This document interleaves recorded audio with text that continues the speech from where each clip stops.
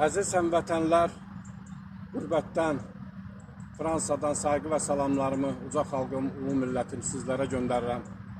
Bugün oktyabrın 1-i kiçik qardaşım Vidadi İskəndərlinin Azərbaycanın azadlığı uğrunda Fransada qətlə yetirilməsinin 1-ci il dönümüdür. Allah bütün cəmi şəhidlərimizə rəhmət eləsin, məkanları cənnət olsun, əzizlərinə səbir versin.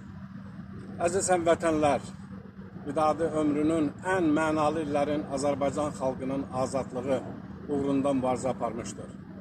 Onun çıxışlarında da var, heç vaxt gizlətmirdi ki, əgər Azərbaycanda normal prezident seçkiləri keçirsə, prezidentliyə namizədim verəcək və deyirdi, mən prezident seçilməkdə məqsədim heç də Azərbaycanın milli sərvətini talan edib, nefti talan edib, xarici banklarda evladımın adına qoymaq yox, əksinə neft üzərində xalqı ictimai nəzarət sistemini tətbiq etmək. Bu 10 milyon xalqın çörək təhnəsidir. Onun əsas məqsədlərindən biri bu idi ki, prezident seçilərəmsə, Azərbaycanda dəyişən hakimiyyəti təmin edəcəm. Azərbaycanda ədalətli seçkiləri bərpa edəcəm. Azad mətbuatı, azad ədliyyə sistemini bərpa edəcəm. Halbuki ədliyyə sistemi siyasi sifarişlərlə siyasi şəxsləri, siyasi fəalları zindana atıb işgəncə verir və bildirmişdir ki, onlar da cəzasız qalmayacaqlar. İstər polis, istər prokurorluq, məhkəmə qanun qarşısında cavab verəcəklər. Lakin Vidadi buna müəssər ola bilmədi.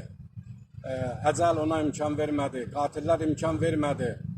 Əziz həmvətənlər, mən dəfələrlə demişəm, onun son vəsiyyəti mənə 30 sentyabrda oldu. Və həkimlər ona bildirmişdir ki, sənin sağ qalmaq şansın yoxdur. Mənə dedi, qardaş, ağlama. Mən bu yolu seçərkən bilirdim ki, məni öldürəcəklər. Amma belə namərdcəsinə öldürməyin bilmirdim. Əziz qardaşım, məni Fransada Azərbaycan bayrağı ilə dəfn edin. Nə vaxtsa Azərbaycan bu cinayətkar rejimdən qurtulandan sonra dostlarımla birlikdə mənim məzarımı anadan olduğum Göyçay kəndinə, Məlikən kəndinə köçürün. Mənə dedi, ağlama, gözünün yaşını sil, bu şəhidlik zirvəsidir. Bu şəhidlik zirvəsinə ucalmaq hər adamın işi deyil. Bu mənim seçdiyim yoldur və bu yoldan peşman deyiləm. 3 dəfə Azərbaycan, Azərbaycan, Azərbaycan, sənə qurban olum, deyərək gözlərini əbədə yumdu. Əziz həmvətənlər, onun arzuları ürəyində qaldı. Amma o heç vaxt gizlətmirdi ki, mən əminəm ki, mənim Azərbaycanım nə vaxtsa azad olacaqdır. Allahdan bütün şəhidlərimizə rəhmət diləyirik.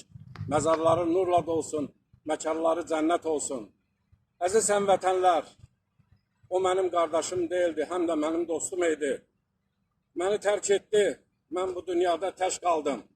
Amma əziz həmvətənlər, mən tək də olsam dünyanın ən zəngin insanıyam. O demək deyil ki, mənim milyardlarla pulum var. Heç ehtiyatda $1 da yoxdur.